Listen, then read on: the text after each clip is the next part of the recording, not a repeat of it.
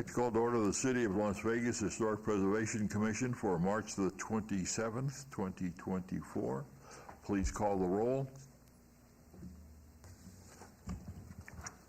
Chair Stodel. Present. Vice Chair Laramie. Here. Commissioner Levine. Commissioner Beck. Here. Commissioner Hotchkiss. Hotchkiss here on the phone. Commissioner Serfas. Here. Commissioner Cosgrove. Here. Commissioner Palacios. Commissioner Moody. Here.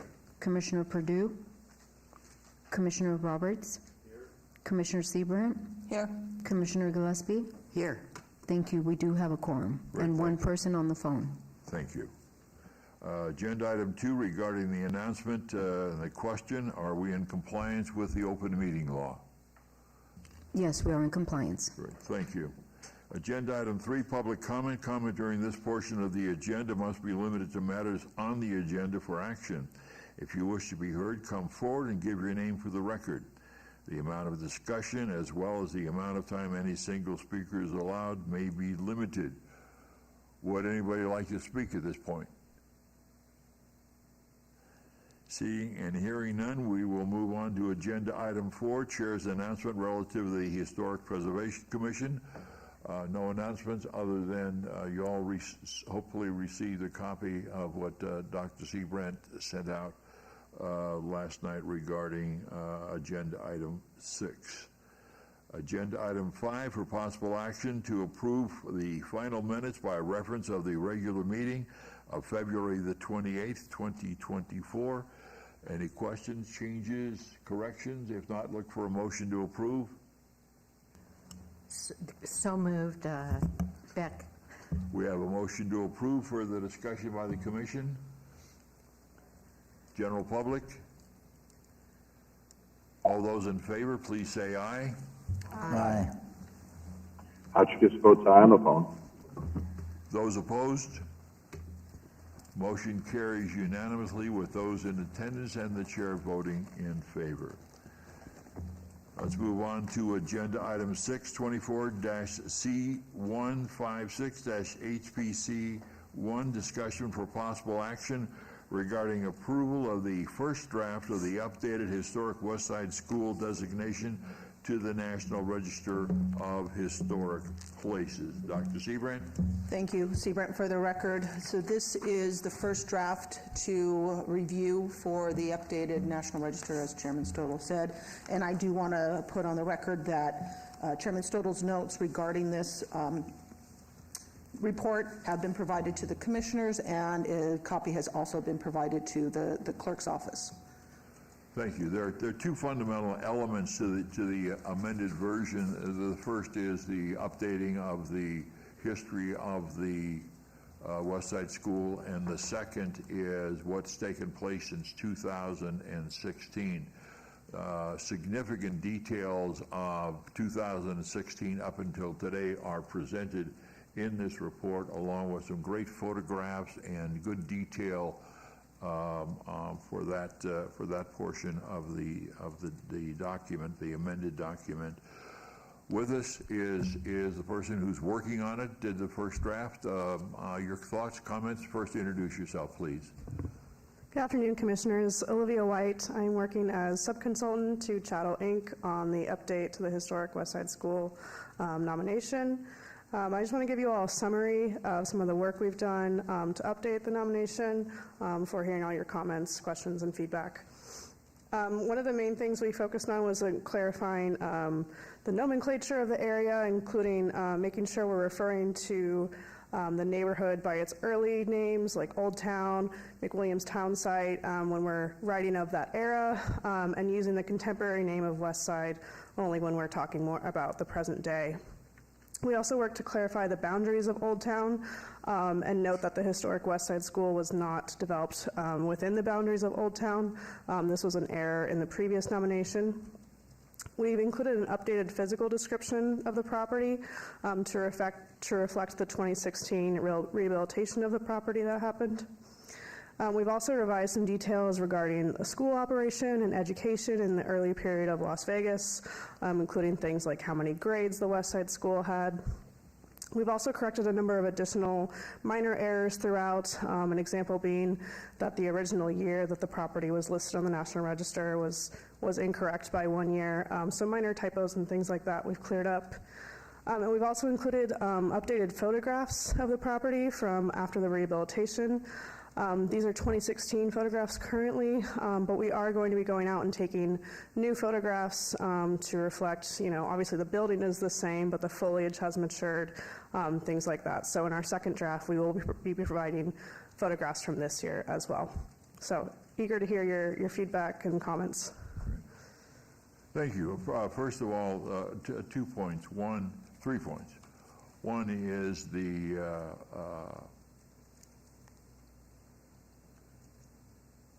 designation of the National Register nomination to this site in Las Vegas. All of them are important. All of our historical sites that are on the National Register. 2 are at the top of my list. They're all on the list, but 2 stand at the top of the list, and that's the Old Mormon Fort and this school. It represents the early history of our community from the 20s all the way up to 1967, and from my take, it's divided kind of in 2 parts, the up till 1923, so the mid-40s and the mid-40s through the when it was closed. For that reason, I put this nomination, this amended nomination, at a higher standard, but a standard that I think we need to adopt for all of our National Register sites. We are in the process of updating the Old Mormon Fort. That was done in 1966, just when things were popping and beginning, and so there's a real opportunity. The second point is these nominations, the ones that are accepted, go through a 17-point process, 17 steps, and when they are finally accepted by the keeper and posted, they almost become primary sources, primary documents. People consider these documents the go-to place for accurate history. That's why we at the city are looking at each one of the places and on the register, and if they need to be updated, not just minor points but significant points, then we will find some funding to get them to be updated. And my third point is, I read over my notes again this morning, and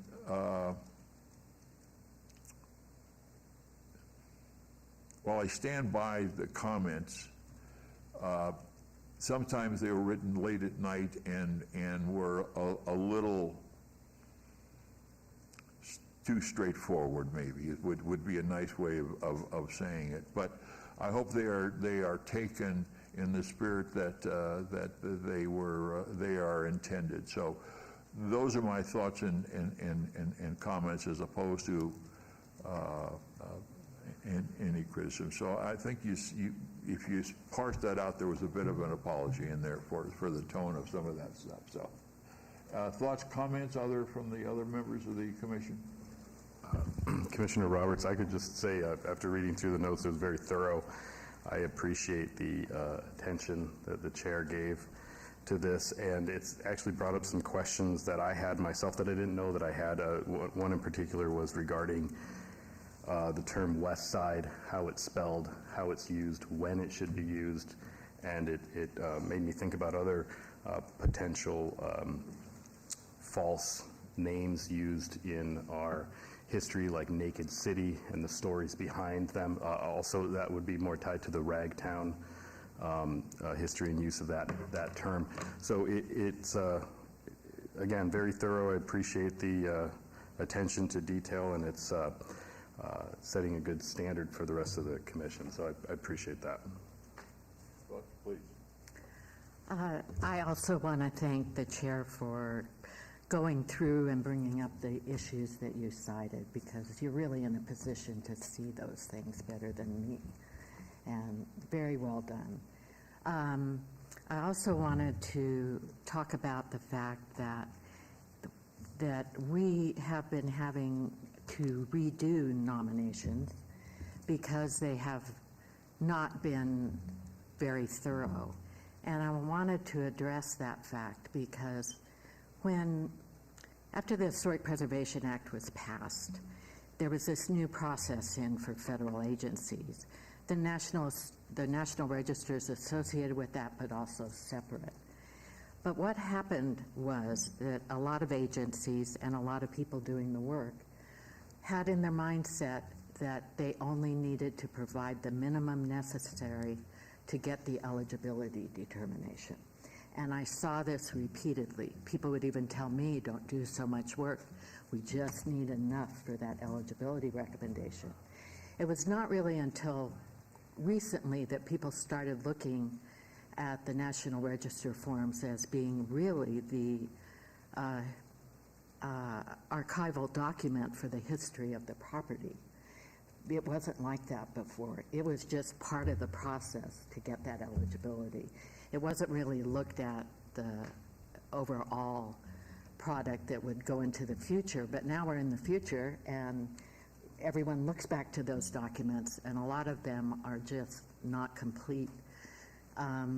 I bring this up because even on Tule Springs, I believe that there's a list of properties that includes the adobe structure, but when you look at what the eligibility is based on, which is the divorce ranch, the adobe doesn't fit into that, so it ends up not being eligible for the context that was proposed there at Tule Springs.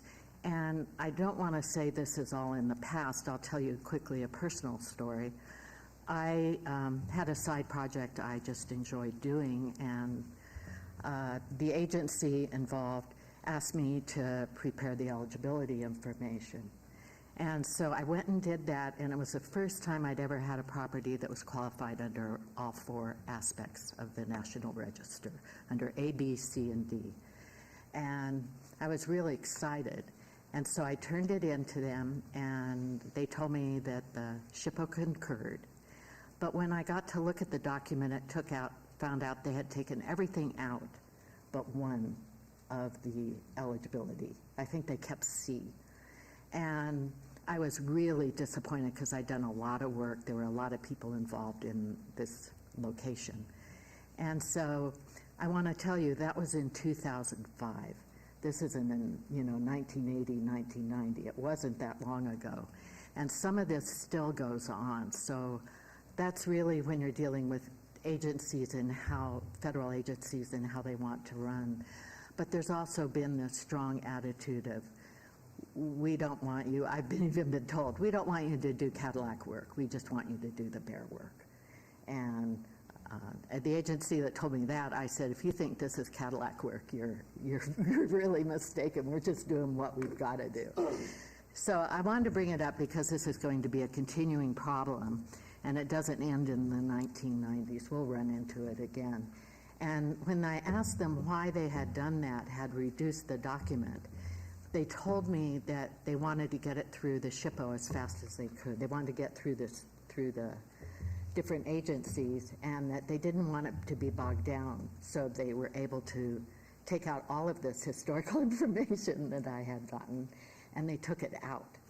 And so I just want to make people aware this has been an ongoing issue. I think it's much better now. The SHPOs seem to be more on top of this, but it just didn't end it decades ago. No, and as you read some of the early ones in 1966, at first I was not upset, but at first it was like, how did this occur? Well, it occurred just because of what you said, but it was also the beginning, and their goal wasn't necessarily at that point to have the full story. Right. It was to get it on the register, and so you take your hat off to say, okay, that was a good goal, but that was how many years ago? 60 years ago.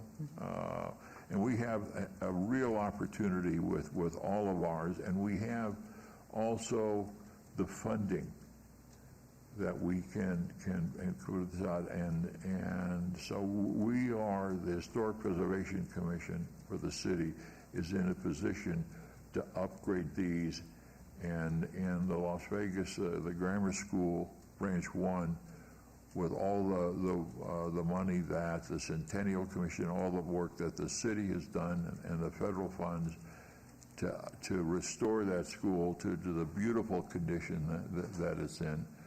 This is a real opportunity for us to use this as an example of the model of how we want to move forward. So. Yes, I'm very excited about this document for that reason, and you're a long ways down the road to getting there, so thank you very Further much. comments?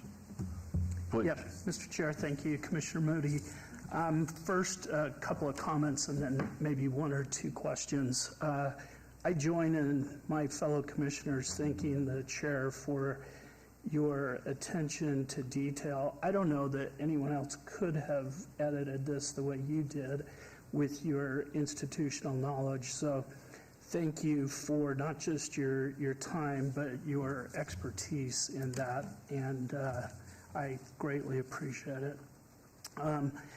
And for the presenter, and I hope I didn't miss this because I looked carefully for it, two of the things that caught my attention were the photos of the ceramic art tiles. They are photos 56 and 57 that are attached. They're amazing, and I was just wondering if we have some type of key or legend with a description of what those tiles are that we might consider including. I don't have that information offhand, but I'm happy to do some more research on that and get that included as we can. All right, thank you. Just an idea, but thanks for your work. Yep.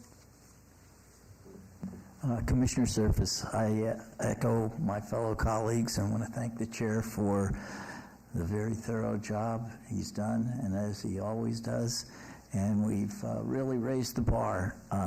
It's something for us all to be proud of, and I think it's a template, as he mentioned, for some of the other historic sites on how we want to go forward and do business as commissioners. Thank you again, Bob.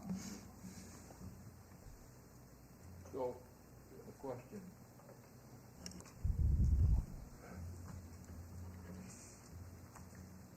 Help us move forward. How do you, what would you consider, first of all, your thoughts on this, and then the next step. We've got a draft 2 coming up, so this is part of the normal process. And Dr. Seabrand, if you want to jump in here, we are going to need a motion on this item. And as chair, I'd like to make the motion to accept the draft with the necessary changes that are being recommended. And that would be the motion that I would make. But your thoughts, and you've heard some comments, and you've seen the report, at least had a chance to at least skim through it. I've seen a summary, sort of the broader comments. I haven't had a chance to skim the full report comments as of yet, but I appreciate all of your feedback.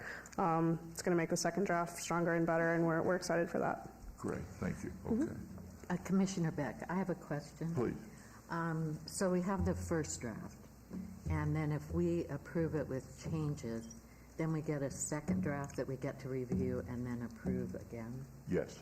Okay, that's what I wanted to make sure. Yes, as we get to the second draft, generally, in the past, that has been the draft that almost becomes the final product. But it is a formal step, and then it goes from us to SHPO. SHPO reviews it, and if there are substantive changes, they send it back to us. If there are a few dates that need to be corrected or spelling or those kinds of things, then they pass it to the State Board of Museums and History, which holds a public meeting.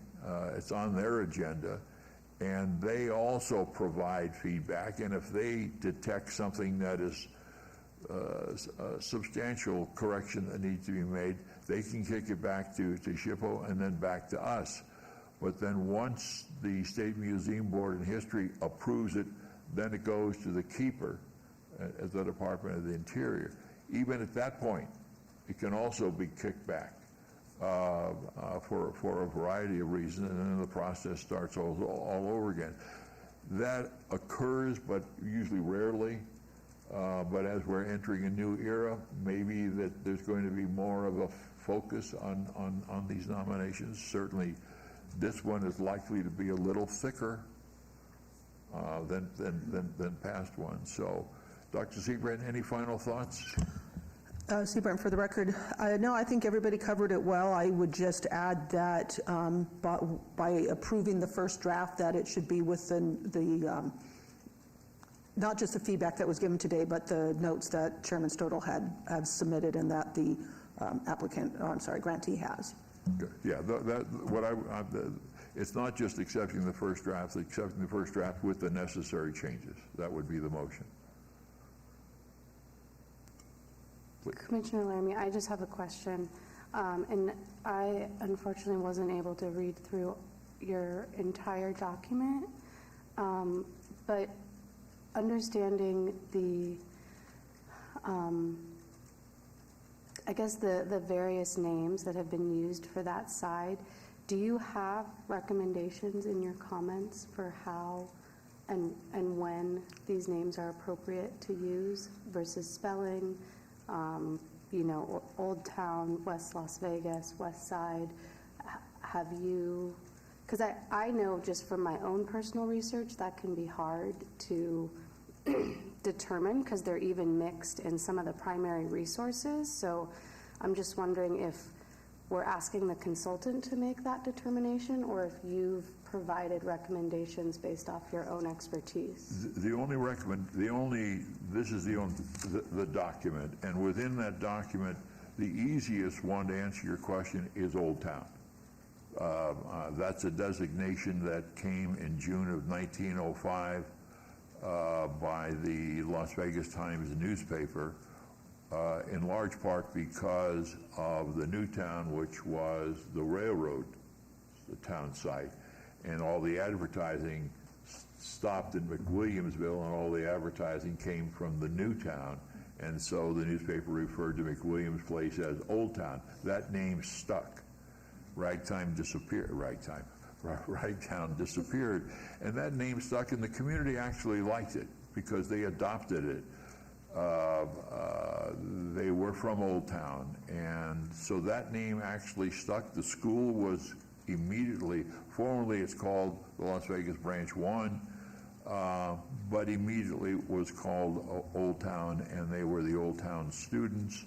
And so that goes through and starts to fade in about 24, 25, but doesn't fade out completely. The community likes it, but a group of wealthy businessmen, Dr. Roy Martin, William Farron, and a guy by the name of Artemus Ham, bought land from Helen Stewart and was trying to sell it in advance of building the dam, and they said this beautiful view from the west side. They felt that they could sell land better if it was west side rather than Old Town. And so there's a transition period there. So there's no real firm, hard dates. But like you say, sometimes it was, in the story, it's headlined West Side, 2 words, and then in the story it's listed as in 1 word. Mm-hmm. So I think that we can provide some input as to maybe the paragraph is simply describes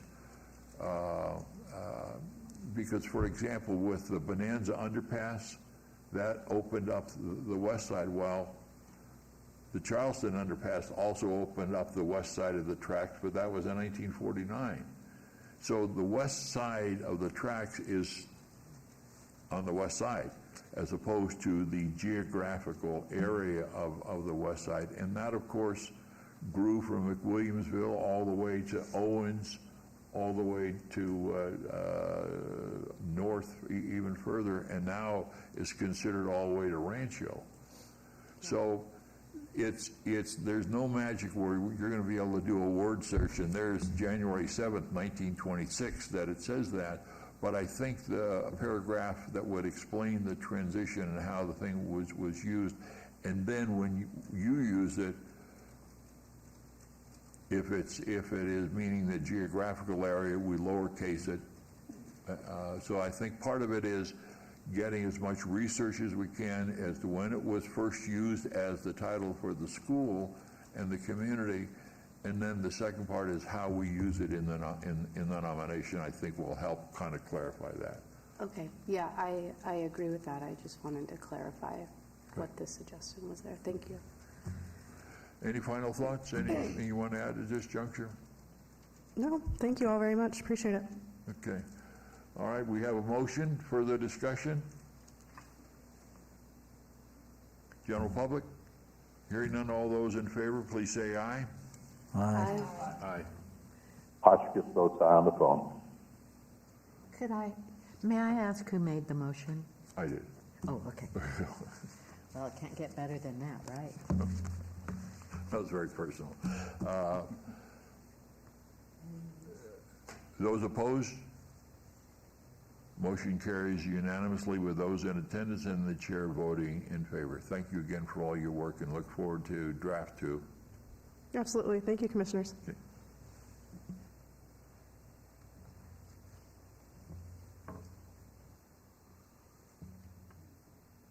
Let's move on to agenda item 7, which is 24-0157-HPC1, discussion for possible action regarding approval of funding in the amount of $1,056 for the production of a bronze plaque for the historically listed Tract 300 homes located at 1425 Francis Avenue.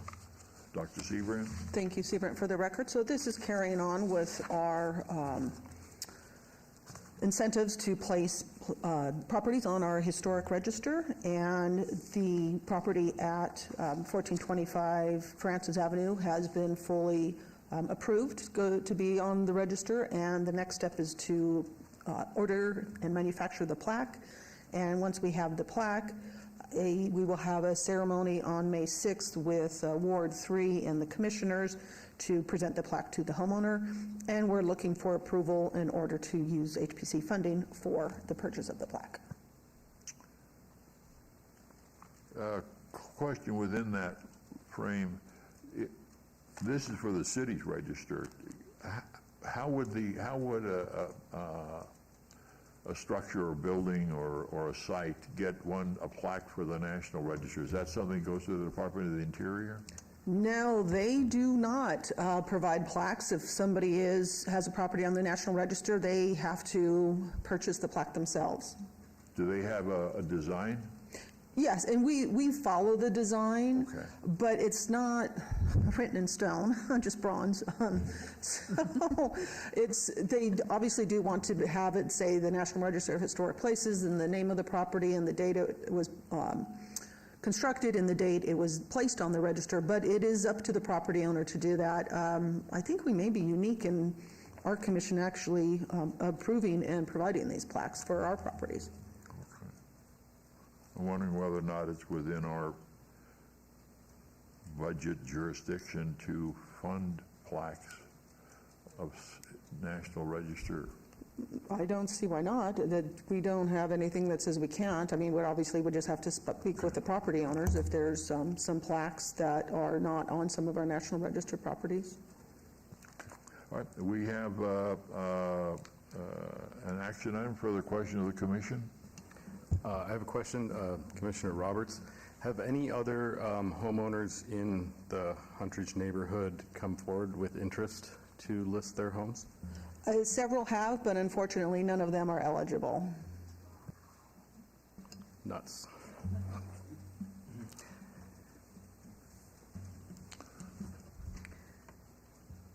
Well, maybe we give them a plaque for trying. Commissioner Beck, I move that we approve the funding for the plaque. All right, we have a motion. Further discussion of the commission? General public? All those in favor, please say aye. Aye. Hotchkiss votes aye on the phone. Those opposed? Motion carries unanimously with the chair voting in favor of those in attendance. Let's then move on to agenda item 8, report by the Community Development Department regarding the director's updates. Dr. Seabrand? Seaman, for the record, I'm going to turn this over to Mike Howe. For the record, Michael Howe, Department of Community Development. We do not have any updates for this meeting. All right, thank you. Agenda item number 9, report by the Community Development Department regarding project update list. Dr. Seabrand? So thank you, Seabrand, for the record. So here's our updates. We have everything in progress or nearing completion. We do have some delays on several of our projects. They're not major delays, but on the Cliff May Homes survey, we do have a slight delay where the original submission was going to be in June. It is now going to be in July. So it puts us about a month and a half behind everything, and that is because of our continued efforts to contact all the neighbors within that study area. The Twin Lakes survey, actually, we just did receive the final draft, and that will be, we've moved that one up, actually. That's not a delay to our June meeting. The Rafael Rivera, that one is delayed due to SHPO and their staffing shortages because they're behind on reviewing the National Register nomination. They did just hire a new reviewer, and they are now moving forward with it. But we originally were going to get this in to have it finished in March, but it's not going to be finished until August because I'm waiting for SHPO comments, which won't be back until next month. And then we have the Christensen House that has been approved by Planning Commission, and it will go in front of City Council on our April 17th City Council meeting. That will be the final approval for that one. And then, of course, we will have the plaque ceremony for that one as well. As we just mentioned, 1425 Francis Avenue, May 6th at 1:30 p.m. is when we will do the plaque ceremony. We will, of course, send the email to everybody as a reminder. Old Mormon Fort, that one is in progress. That one is also delayed slightly. And that one is, sorry, I printed everything here. So that one, it was originally going to be submitted in June, but it's been pushed back to August. However, it will still receive the final in December, and that date has not changed. For the Historic West Side School National Register update, we just heard that one, no need to go over that again. The design guidelines, we will have a neighborhood meeting with Beverly Green and John S. Park, who are within those historic districts, on April 17th at the John S. Park School. Yes, it's at the school. And we'll, of course, send emails to everybody as a reminder on that. Remember, there are still spots open at the free hands-on workshop in Boulder City.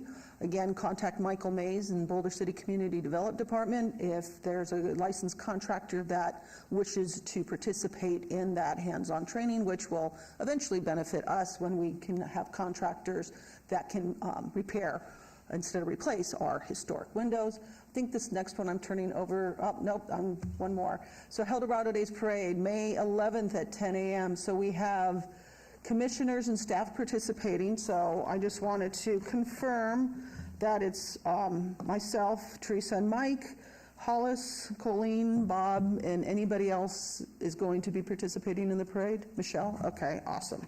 So we will send the update on what will happen. We will need 2 people to walk, so we'll determine that as we on email of who is going to be able to do that. But other than that, we'll have a car and we'll decorate it with HPC regalia, and we will be in the parade. Great. The next one, Mike, you want to take this one? So for this year, we had the Mayor's Urban Design Awards. There's 4 categories within this award ceremony. One of them we wanted to note was the Historic Preservation and Adaptive Reuse. Unique to this year, we had 3 winners, and I'll explain why. So The historic preservation winner was the Golden Steer. We presented that to the Signorelli family and Carpenter Sellers Delgado Architects, particularly because the attention to detail that they took as a preservation effort. They did a really good job where it wasn't called out specifically. The second one that we wanted to mention, not listed here, but the Bent Inn as an adaptive reuse. It was a Serato Apartments. They took the apartments and have converted it to a hotel, adding a swimming pool and a tavern. And that project's located over on 1100 East Ogden, so right at Ogden and 11th Street. And then finally, as the mayor's awards that she's privileged to do, she wanted to shine a spotlight on the Carousel Bar, since we did determine that this is an adaptive reuse. This is a porte cochere at the front of what was the Union Plaza, now the Plaza Hotel. It also really kept and maintained the frontage of the hotel. So again, we wanted to recognize that one uniquely as a historic preservation and adaptive reuse. Following the awards immediately, we had a wonderful speaker, Alan Hess, noted mid-century modern architectural historian. He gave a presentation on the act of preservation. It was well attended, and we had some of the commissioners there, as I can attest to. And that's generally the update for this year's MUDA Awards. Thank you, Mike. Okay, continuing on. Beck, I have a question. Oh, yes. So at the Carousel Bar, was that the former swimming pool? Yes, which is now currently, I believe, Oscars. Right. Yeah. Okay, I just wanted to confirm I was in the right place. Thank you. Yes. So continuing on, everybody should have received the email about the Centennial Commission funded documentary, The Road to El Dorado. Now, this is not our City of Las Vegas documentary, but it's a documentary that the commission did fund. And it is, well, it played last night, and it has more showings Thursday, Friday, Saturday.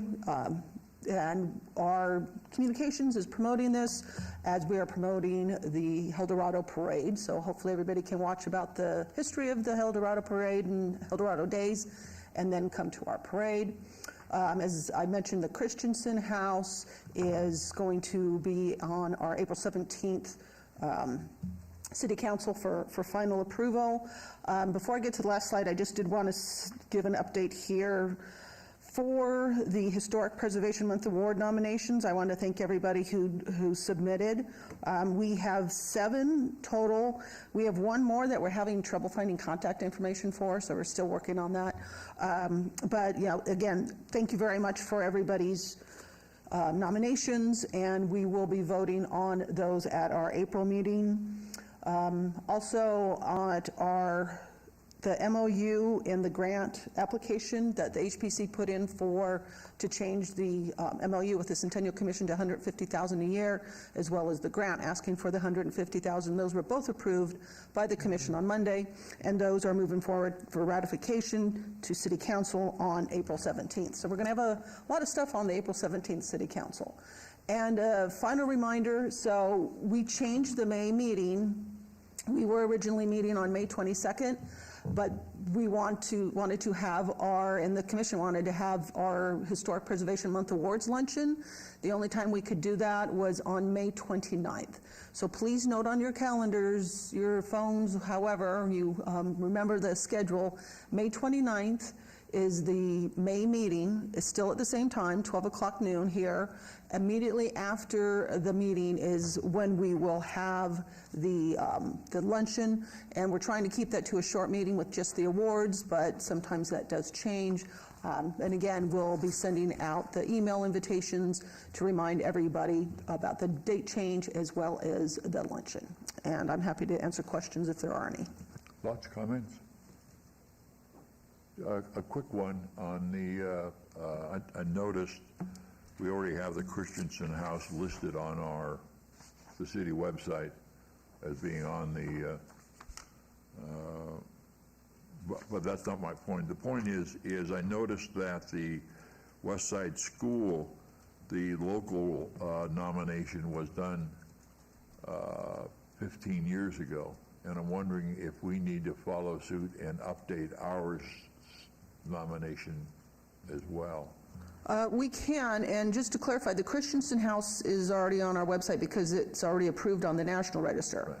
We're just waiting for approval for the Las Vegas Historic Property Register. So that's why it's listed there. And if you did want to, or if this commission did want to move forward with revising or updating the local nomination for the West Side School, yes, we can do that. Are those nominations on the website, or just a listing that it's on the For the local? No, I guess where would I go to find the copy of the city's nomination details?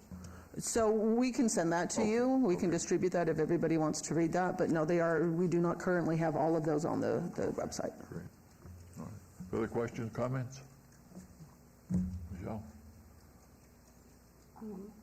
I just had a question about Golden Steer. Did they do exterior renovations, or was it all interior? They did both interior and exterior, and it's let's see. Whoops, sorry, I'm going backwards here. Well, it's difficult to see here, but where it says Golden and where it says Golden Steer, next to that there's another yellow sign, and that used to be, I think, a shawarma place or a hookah bar, I don't remember exactly. So what they did was they didn't copy the historic facade of the original building, but they mimicked it so that it was similar yet not a copy. If you don't have time to drive by, we can send you some photos if you want to see it. So they expanded? Yes, they expanded the exterior and the interior into, was it a whole other side of the building, Mike? Yeah, for the interior, yes. Okay. Thanks. Move on then to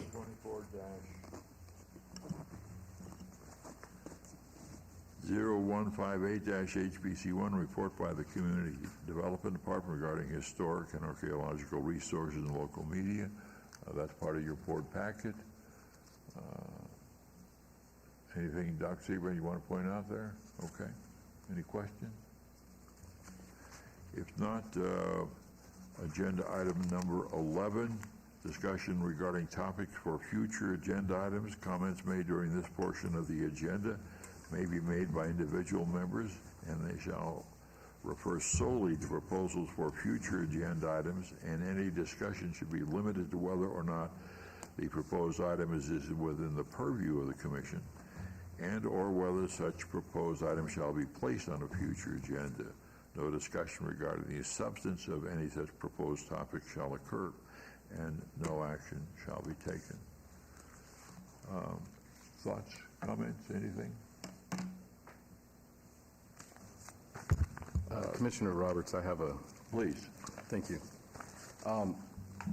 As I mentioned at the towards the end of the last meeting, I see that it would be, or I believe that it would be very fruitful for the City of Las Vegas, and specifically the HBC, to coordinate with Clark County in historic preservation, not necessarily taking over the responsibility entirely, but maybe identifying some transitional areas that seem to be right for that. There is essentially our borders, where the city borders, shares a border with the county. Just a couple areas that I think would be very beneficial is one where what I mentioned at last meeting, which is essentially far east Fremont Street before it changes to Boulder Highway. So this would be south of 5 Points. There's a strip of land there with a lot of older, what I would feel would be important properties from an architectural standpoint and otherwise. And then continuing on for the county would be the rest of Boulder Highway, which is a significant strip of land and roadway with a lot of significant history there. Another area that could be identified is the commercial center, and the county had their recent acquisition in commercial center. Obviously a very rich history there, a lot of exciting things on the horizon there, and I think it's all kind of playing off of what we're doing here in the city, especially in the core, the downtown urban core here. There's definitely other areas. One area I was reading through the county, the Clark County Master Plan, and one area that I found interesting as well is where the county is actually asking and seeking coordination and collaboration with other municipalities. One area is for food deserts that they've identified, and what they called the historic west side. I don't want to get that wrong, but they called it the historic west side, identifying that as an area of extreme, as an extreme food desert. And to me, it seems like that would be a great opportunity for us to collaborate with them to solve multiple problems, or at least try and address multiple problems, one being a food desert, and then also there's a lot of abandoned buildings that could also maybe benefit from some adaptive reuse and other historic preservation efforts there. So I just think it's something that we should look at and maybe discuss in the future. And I'm personally happy to help in any way that I can. Thank you. Let's see, Brent, just two quick questions. One is when we designate, when we spent authorized funding for the West Charleston neighborhood study, that covered any number of different developments. I think we turned out there were 86 different developments that are within that. Are there some guidelines that we can use, for example, to address what Commissioner Roberts is suggesting down in the Boulder Highway, Fremont area? I know we're doing East Las Vegas. That's a federal grant, I think. But how are the boundaries of neighborhood studies determined? I mean, can we just artificially say we want to study this area between this street and that street, east and west?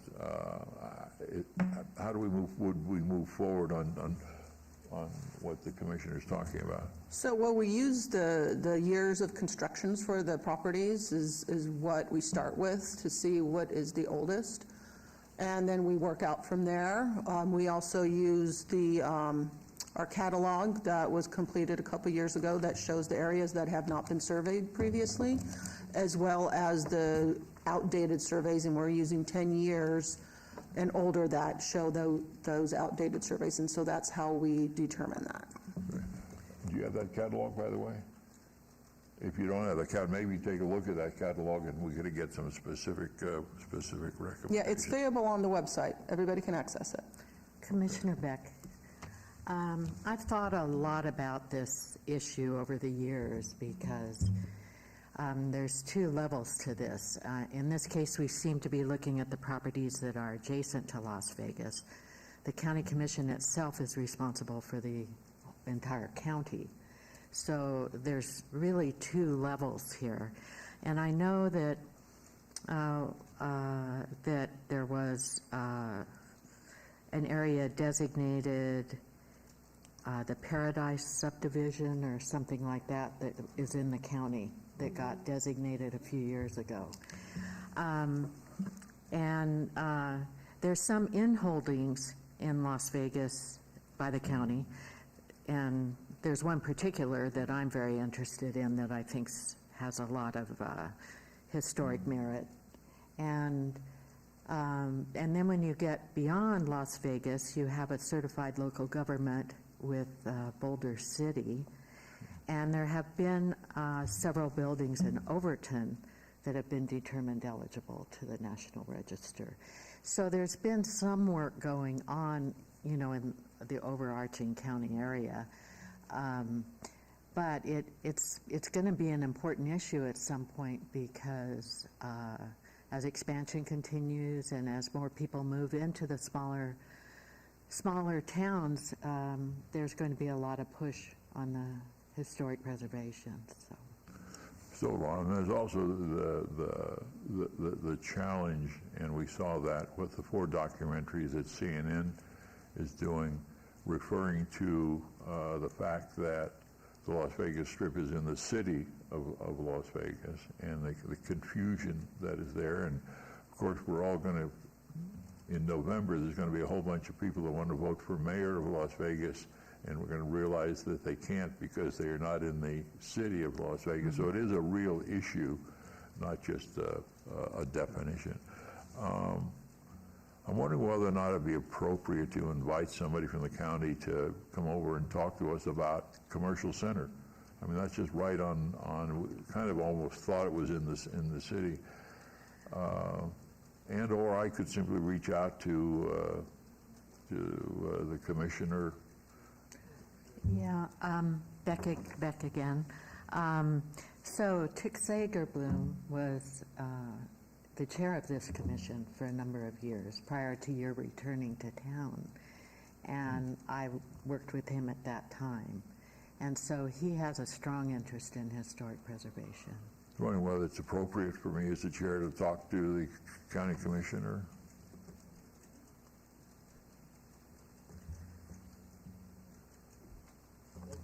There doesn't seem to be any opposition to you having a conversation with them, no? Yeah. All right, well, at least do that and kind of come back. All right. Any other thoughts, comments for future agenda items? I had another thing separate from the All right. the Please topic. go ahead. There's a few updates that I was looking to receive, kind of some RFIs that are still pending. One regarding past certificate of appropriateness for the Lorenzi Park Tennis Club. I'm still awaiting to see update on the exterior security window and door systems that we're supposed to approve before they implement. I believe that was 3 or 4 months ago they presented, and they were supposed to provide those to us. I'm just excited to see what they have to present. There's also, the other one is about the historic neighborhood landmark signs that were installed by the city of Las Vegas in non-historic, non-official historic neighborhoods using the term historic. I wanted to know if there was going to be any changes to those signs, such as a band that would be put around them, covering the term historic temporarily until it could be removed when they do, if and when they do become historic. It's an incredibly simple application that I saw. I even have it sketched out if anybody would like to look at that. Very, very simple thing, and what it would do is it would help to keep people from believing things that aren't true. Essentially, it's important that we have the truth, and people don't think that they live in a historic neighborhood because the sign says it and it has the city seal on it. And then in the future, I would propose that in the future, anytime the term historic or something of the like is brought up, it should automatically kind of kick back to us or something of the like, so that there can be an extra review process so that we can avoid making this costly mistake again in the future. Dr. Seabrand, I think, didn't Seth sort of resolve this problem that won't occur in the future? That is correct, and I did want this, Seabrand, for the record, too. Commissioner Roberts, I appreciate that, but I write all this down. It's not necessary to remind me at every meeting. The renderings are still with the architect on Lorenzi Park. It will be on a future agenda item. Future agenda item, unfortunately, doesn't mean the next month, because I have to wait on other people to give me that information. So I promise you, it will be on a future agenda as soon as I get it. And that request wasn't directed towards you. The presenter said that they just didn't have it with them. So it was in their possession. They had a design. They just didn't have it with them. That's what I recall them saying. So I thought that it would be something that would either be sent out to us or would be in a immediate future agenda. And I believe that was 3 or 4 months ago. Yeah, it was our January meeting, but they had to go back to the architect. So I just talked to them about 2 weeks ago, and as soon as I get it, I promise it will come back to this commission. And Director Floyd's not here to address the other concern, but again, we are aware of it, and I will talk to him again about it, and we will get an answer to you on a future agenda. So I don't know if the commission understands how our agendas work and how they're put together, and there's a huge area of time that we have to get things submitted. So it's not things that can be done immediately after each meeting. So we do our best to get it on as soon as possible, but we do write everything down. It is in our pending list, and we will get to it as soon as we possibly can. And I think one way to handle that is simply, and I'm going to go way out on a limb here, and that is that part of the report that comes to the monthly meeting is these are still pending issues, just so we don't have to bring this up. We know that you're addressing it and it's pending. And I think with Seth, I think he is at one of our meetings indicated that he was moving forward, and I'm going to put words in his mouth, that no more historic signs would be up without coming to this commission. But it may be nice for him to reiterate what he said in the past. So just it does bother me when I see these signs go up, and they haven't gone up recently. So let's move on then to agenda item 12, which is citizen participation. I do not see any citizens here that are going to participate. So we'll move on to the next agenda item, which is 13, and we are formally adjourned, and thank you all for a productive meeting. That includes our legal counsel.